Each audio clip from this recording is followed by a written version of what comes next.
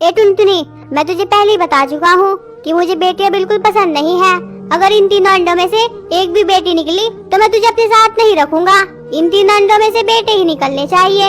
देखिए जी, इन तीनों अंडों में से जो भी निकले वो भगवान की ही मर्जी होगी, इसमें मेरा कोई हाथ नहीं है।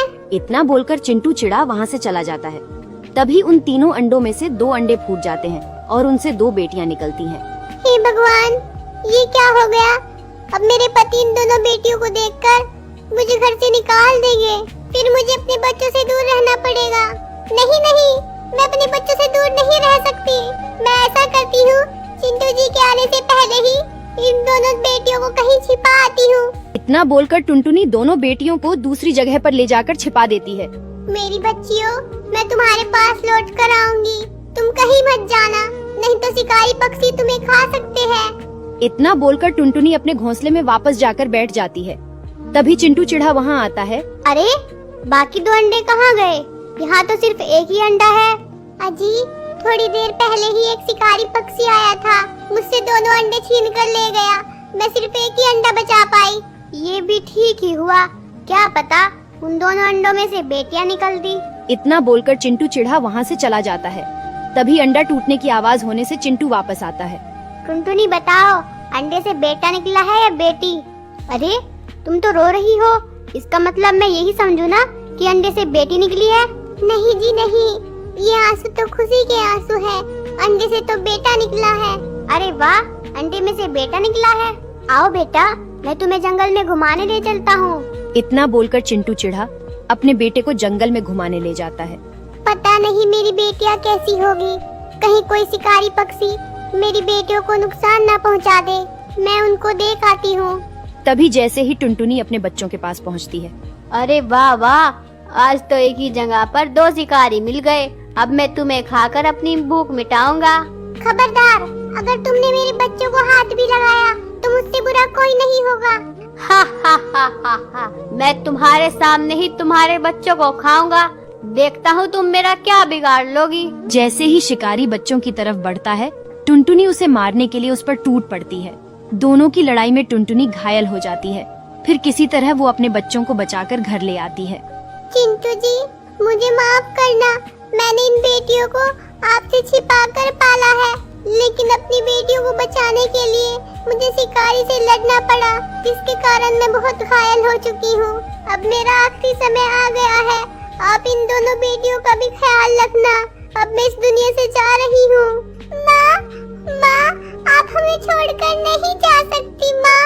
हम आपके बिना कैसे जिएंगे माँ? पिताजी, कुछ कीजिए ना। पिताजी, माँ को अस्पताल ले जाइए, जल्दी करिए पिताजी। तभी चिंटू चिढ़ा टुनटुनी को अस्पताल ले जाता है और उसे वहीं पर भर्ती कर देता है। क्यों ना मैं इस टुनटुनी को यहीं पर छोड़कर चला जाता हूँ। अगर ये बच गई तो इसके इलाज का पैसा भी मुझे ही देना पड़ेगा, इसलिए मैं यहाँ से निकल लेता हूँ। इतना बोलकर चिंटू चिढ़ा टुनटुनी को अस्पताल में ही छोड़कर घर वापस आ जाता है। क्या हुआ पिताजी? माँ कहाँ है पिताजी? आप माँ को साथ क्यों नहीं लाए पिताजी? कहाँ है माँ? तुम्हारी माँ तो मर चुकी है, इसलिए मैं तुम्हारी माँ को साथ नहीं लाया। क्या हमारी माँ इस दुनिया में नहीं रही? पिताजी, हम आखिरी बार अपनी माँ को देखना चाहते हैं, हमें उनके पास ले चलिए। नहीं नहीं, अब मैं तुम्हें तुम्हारी माँ के पास नहीं ले जा सकता, क्योंकि मैं तुम्हारी माँ का अंतिम संस्कार कर आया हूँ। इतना सुनकर बेटियां बहुत रोईं। तभी चिंटू चिढ़ा कुछ सोचने लगता है। ये बेटियां तो मुझ पर आफत बन गई है। मैं अकेले भी अपनी जिंदगी नहीं काट सकता। मैं ऐसा करता हूँ कि दूसरी शादी कर लेता हूँ। इतना बोलकर चिंटू चिढ़ा एक बूढ़ी चिड़िया के पास जाता है। माँ जी, मेरी पत्नी का देहांत हो गया है, इसलिए मेरे बच्चों की देखभाल के लिए मुझे दूसरी शादी करनी पड़ेगी। आप कोई सुंदर सी चिड़िया देखकर मेरी शादी करा दीजिए। ठीक है बेटा, मेरी नजर में एक सुंदर लड़की है, चलो मैं तुम्हें वो दिखा देती हूँ। अगर तुम्हें वो पसंद आए तो तुम उससे शादी कर लेना। इतना बोलकर बूढ़ी चिड़िया चिंटू को लड़की दिखाने ले जाती है। माँ जी, मुझे ये लड़की पसंद है, आप मेरी शादी इससे करा दो। लेकिन मैं तुमसे ऐसे शादी नहीं कर सकती। तुम्हारी तो 2 बेटियां हैं, अगर मैं तुमसे शादी कर लूंगी तो मैं पूरी उम्र तुम्हारी बेटियों का दहेज जमा करने में ही रह जाऊंगी। मैं कभी अपने शौक भी पूरे नहीं कर पाऊंगी। मैं तुमसे शादी नहीं कर सकती। तुम इस बात की फिक्र मत करो, तुम्हें दहेज जोड़ने की जरूरत नहीं पड़ेगी। तुम अभी मेरे साथ चलो, मैं अपनी बेटियों का समाधान तुम्हारे सामने ही कर दूंगा। इतना बोलकर वो टिकी चिड़िया को अपने साथ घर ले आता है। बेटा चलो तुम मेरे साथ चलो, मैं तुम्हारी नई माँ ले आया हूँ।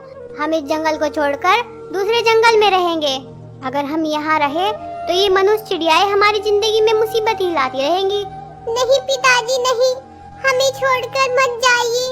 अब तो हमारी माँ भी हमें छोड़कर चली गई, आप भी छोड़कर चले जाओगे, हमारा क्या होगा? तुम्हारी बकबक मुझे और नहीं सुननी। चलो टिकी, हम दूसरे जंगल में चलकर शादी कर लेते हैं। इतना बोलकर चिंटू चिढ़ा दूसरे जंगल में चला जाता है और वह टिकी चिड़िया से शादी कर लेता है।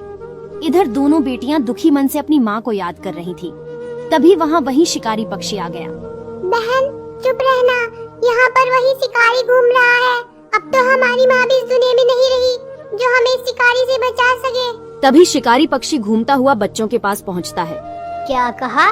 तुम्हारी माँ इस दुनिया में नहीं रही? मैंने तो उसे पहले ही कहा था कि मुझे ये बच्चे खाने दे, लेकिन उसे अपनी जान प्यारी कहाँ थी? उस दिन तो तुम्हारी माँ ने तुम्हें बचा लिया था, लेकिन अब तुम्हें बचाने कौन आएगा? अब मैं तुम्हें खाकर ही रहूँगा। नहीं नहीं, हमारी माँ को कुछ नहीं हुआ है। हमारी माँ तो हमारे लिए दाना लेने गई है। वो देखो पीछे, उधर से आ रही है हमारी माँ। चलो पिंकी, शिकारी हमें अभी नहीं देख रहा, जल्दी से भागो यहाँ से। इस तरह शिकारी पक्षी का ध्यान भटकाकर दोनों वहाँ से भाग जाते हैं।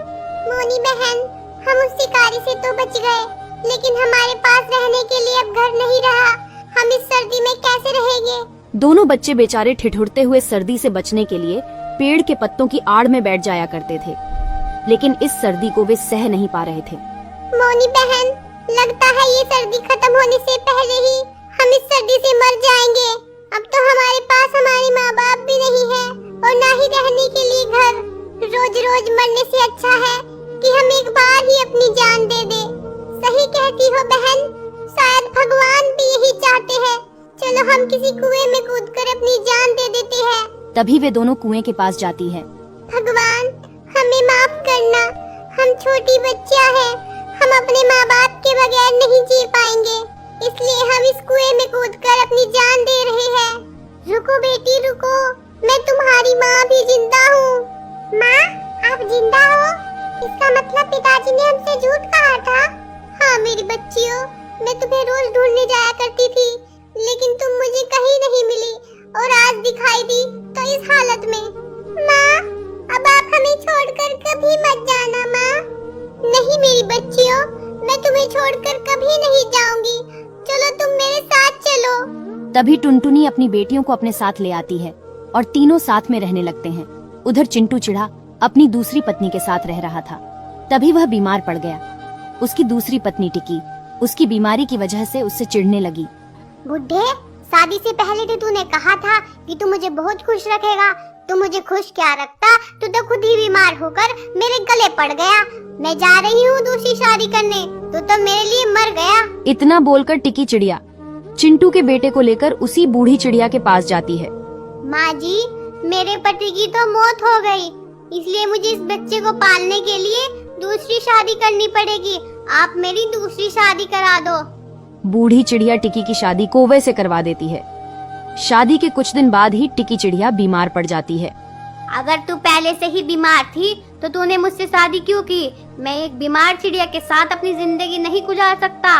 तू इस बेटे को लेकर यहाँ से निकल जा, मुझे नहीं रहना है तेरे साथ। तभी चिंटू का बेटा और टिकी दोनों जंगल में रहने लगते हैं। बेटा, मैंने तुम्हारे पिताजी को बीमारी में छोड़कर बहुत गलत किया था। मैं मरने से पहले एक बार उनसे माफी मांगना चाहती हूँ।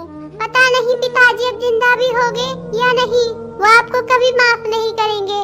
फिर भी एक बार हम उन्हें ढूंढने की कोशिश कर लेते हैं। बीमार टिकी किसी तरह चिंटू को ढूंढने के लिए निकल पड़ती है। वह बीमार होने की वजह से बार बार आराम कर रही थी। तभी वह टुनटुनी के घोंसले के पास भी आराम करने के लिए रुकी। क्या हुआ बहन, तुम बीमार लग रही हो? तभी टिकी ने उसे सारी बात बताई। टिकी जान गई थी कि चिंटू की पहली पत्नी टुनटुनी थी और टुनटुनी को भी पता चल गया था कि चिंटू ने दूसरी शादी टिकी से ही की थी। तभी सभी चिंटू को ढूंढते हुए चिंटू के पास पहुँचे। चिंटू एक पेड़ के पास उदास बैठा हुआ था। तुम लोग मुझे ढूंढते हुए यहाँ आए हो ना? मैंने तुम्हारा बहुत इंतजार किया। मैंने तुम सबके साथ बहुत बुरा किया था, मुझे माफ कर दो। आप माफी न मांगो, आपको अपनी गलती का एहसास है, यही काफी है। आप हमारे साथ चलिए, हम सब मिलकर रहेंगे। चिंटू जी, मैंने आपके बीमार होने पर आपको छोड़ दिया था, मुझे माफ कर देना चिंटू जी। इतना बोलकर टिकी चिड़िया की मौत हो गई। फिर चिंटू चिढ़ा टुनटुनी और उनके बच्चे साथ में रहने लगे।